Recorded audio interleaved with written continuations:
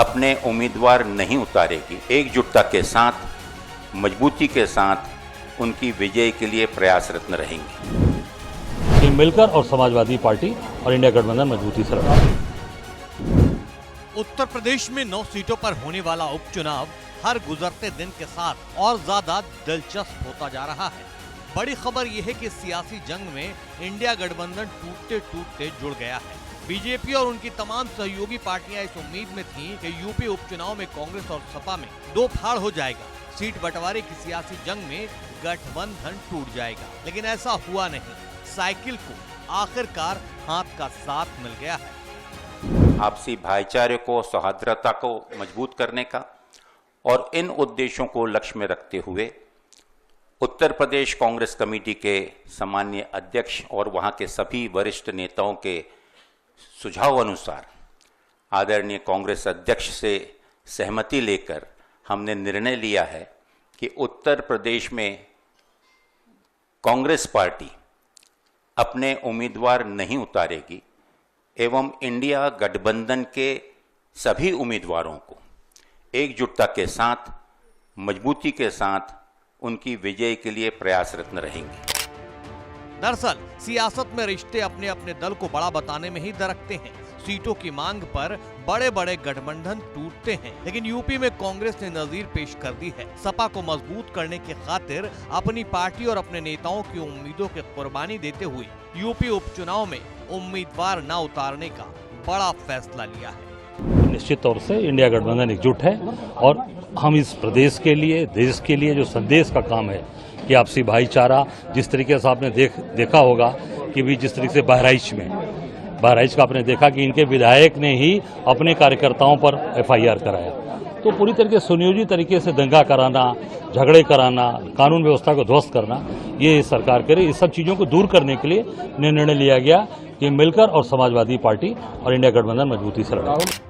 UP उपचुनाव में उम्मीदवार न उतारने का फैसला भले ही संगठन ने लिया हो, प्रदेश अध्यक्ष और राष्ट्रीय अध्यक्ष ने फैसले पर मुहर लगाई हो, लेकिन इसके पीछे प्रेरणा राहुल गांधी की बताई जा रही है। यानी इंडिया गठबंधन को मजबूत करने के लिए अपने कदम पीछे करने का फ्रेमवर्क असल में राहुल गांधी ने ही तैयार किया है। माननीय राहुल गांधी जी ने राजनीतिक मुद्दों से ऊपर उठकर जब इस देश में 10,700 किलोमीटर से ज्यादा की पदयात्रा और यात्रा कर लोगों के बीच में न्याय और प्रेम का संदेश दिया, तो ये अपने आप में एक मिसाल और इतिहास है कि उन्होंने राजनीति से ऊपर उठकर इन देशवासियों को, जो मायूस थे, जो दुखी थे, जो अपने आप को बेसहारा, असहाय महसूस कर रहे थे, उनके बीच उनके दुख में शामिल होकर उन्हें गले से लगाकर पूरे देश में एक नया संदेश दिया।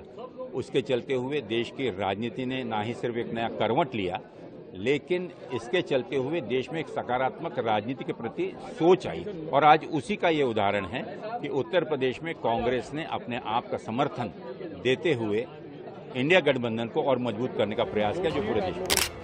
कांग्रेस के यूपी में उपचुनाव न लड़ने के औपचारिक ऐलान से पहले ही अखिलेश यादव ने एक्स पर पोस्ट में लिखा था, बात सीट की नहीं जीत की है। इस रणनीति के तहत इंडिया गठबंधन के संयुक्त प्रत्याशी सभी 9 सीटों पर समाजवादी पार्टी के चुनाव चिन्ह साइकिल के निशान पर चुनाव लड़ेंगे।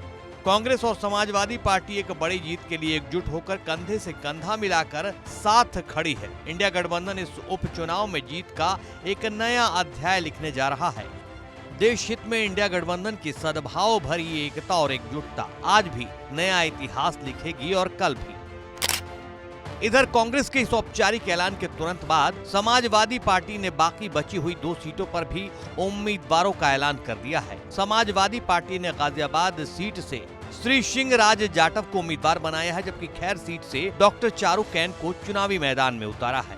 हालांकि टूटते टूटते बचे इंडिया गठबंधन पर बीजेपी अब यह कहकर हमला कर रही है कि यूपी में कांग्रेस ने अभी से ही सरेंडर कर दिया है, लेकिन असली मुद्दा तो ये है कि अब गेंद पूरी तरह अखिलेश यादव के पाले में है। उन्हें 9 में से ज्यादा गोल दागने होंगे, तभी कांग्रेस की कुर्बानी को साकार कर पाएंगे, नहीं तो सवाल उठेंगे।